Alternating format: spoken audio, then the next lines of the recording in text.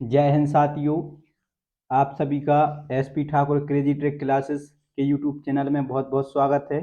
दोस्तों, आज वीडियो में बात करेंगे भारतीय संविधान से संबंधित प्रस्तावना यानी कि उद्देशिका से संबंधित महत्वपूर्ण एनसीईआरटी वन लाइनर फैक्ट के ऊपर। तो चलिए दोस्तों, वीडियो शुरू करते हैं। पहला फैक्ट है कि संविधान सभा में उद्देश्य प्रस्ताव को कब प्रस्तुत किया गया था।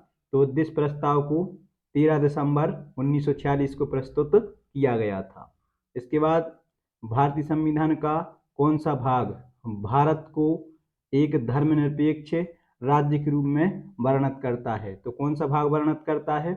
संविधान की प्रस्तावना भारत को एक धर्मनिरपेक्ष राज्य के रूप में वर्णित करता है।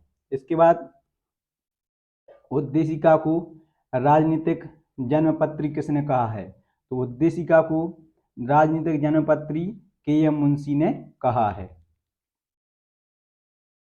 इसके बाद प्रस्तावना संविधान का अंग नहीं है। उच्चतम न्यायालय ने यह मत किस बाद में व्यक्त किया था? तो बेरूवारी संघ मामले में 1960 में उच्चतम न्यायालय ने कहा था कि प्रस्तावना संविधान का अंग नहीं है। भारत में लौकिक सार्वभौमिकता है क्योंकि संविधान की प्रस्तावना आरंभ होती है। तो संविधान की प्रस्तावना आरंभ होती है हम भारत के लोग शब्दों से। उद्देशिका को संविधान का परिचय पत्र किसने कहा है? तो N.A. पालकीवाला ने संविधान का परिचय पत्र उद्देशिका को कहा है।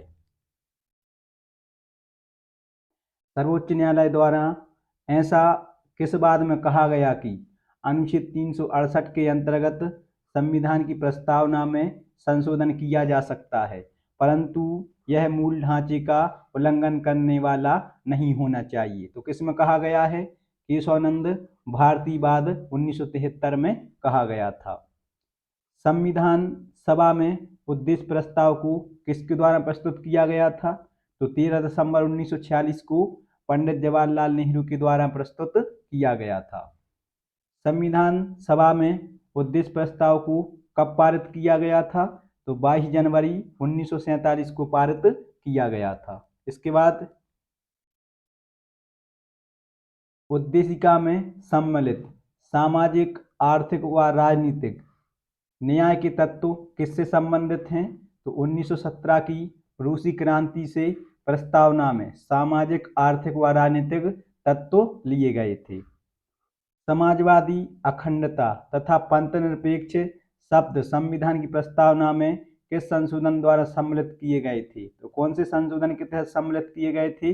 42वें संविधान संशोधन अधिनियम 1976 के द्वारा सम्मिलित किए गए थे। संविधान की प्रस्तावना हमारे दीर्घकालिक सपनों का विचार है, यह कथन किसका है? तो जो संविधान की प्रस्तावना है यह हमारे दीर्घकालिक सपनों का विचार है, यह कथन सर अल्लादी कृष्णस्वामी अय्यर का है। भारतीय संविधान की प्रस्तावना में जिन आदर्शों एवं उद्देश्यों की रूपरेखा दी गई है उनका विचार है मूल अधिकारों, राज्य के नीति निर्देशक सिद्धांतों एवं मौलिक कर्तव्यों के अध्याय में। राज्य का सबसे महत्वपूर्ण तत्व क्या है? तो संप्रभुता राज्य का सबसे महत्वपूर्ण तत्व है। उच्चतम न्यायालय ने किस बाद में यह धारणा प्रस्तुत की कि उद्देशिका संविधान का अभिन्न अंग है? तो उच्चतम न्यायालय ने किस केस में कहा था कि उद्देशिका संविधान का अभिन्न अंग है? तो SR बॉम्बे बनाम यूनियन ऑफ इंडिया बाद में कहा था। कौन से बाद में न्यायमूर्ति M हिदायतुल्लाह ने उद्देशिका को संविधान की मूल आत्मा कहा था? तो कब कहा था?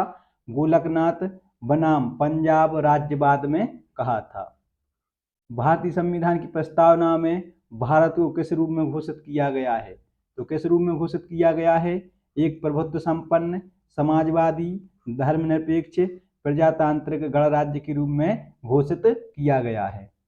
संविधान के अंतर्गत भारतीय लोकतंत्र के आदर्शों को हम कहाँ देख सकते हैं? तो प्रस्तावना में देख सकते हैं। संविधान की प्रस्तावना में कितनी बार संशोधन हुआ है? तो केवल एक बार हुआ है, वो भी 42वें संविधान संशोधन अधिनियम 1976 के द्वारा। तो दोस्तों, ये थे भारतीय संविधान की उद्देशिका मतलब कि प्रस्तावना से संबंधित महत्वपूर्ण one liner fact. I hope, मैं आशा करता हूं कि आप सभी के लिए जानकारी अच्छी लगी होगी। अगर आप सभी के लिए जानकारी अच्छी लगी हो तो वीडियो को लाइक और चैनल को सब्सक्राइब कीजिएगा। मिलते हैं आप सभी को नेक्स्ट वीडियो में, तब तक आप सभी के लिए जय हिंद।